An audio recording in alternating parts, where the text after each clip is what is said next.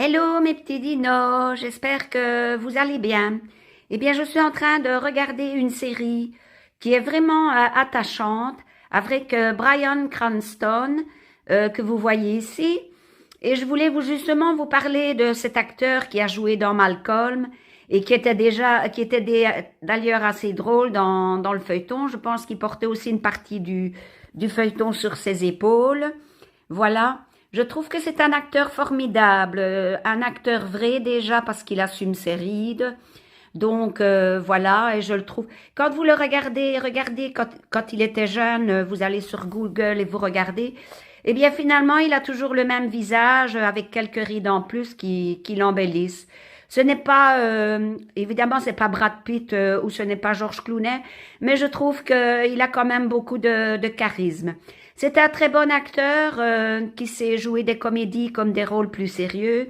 Ici, dans Your Honor, donc je vous mettrai ici en texte. Franchement, il joue très bien. Je ne sais pas dans Breaking Bad si c'était un rôle à moitié comique ou un rôle plutôt sérieux. J'ai commencé le feuilleton, mais là, je préfère regarder Your Honor que plutôt Breaking Bad. Donc, voilà. C'est bien malheureux que cet acteur donc n'ait jamais été pris au cinéma. Je me demande qu'est-ce qu'ils font les producteurs, les réalisateurs, etc. Pour choisir.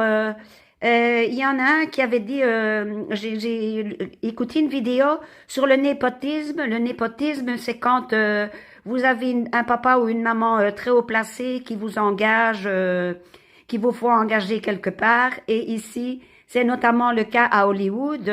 Au lieu de prendre tous des acteurs qui ne savent pas jouer, qui sont des fils de ou filles de, moi je trouve que lui, il pourrait très bien tenir de très bons rôles et il le mérite depuis longtemps.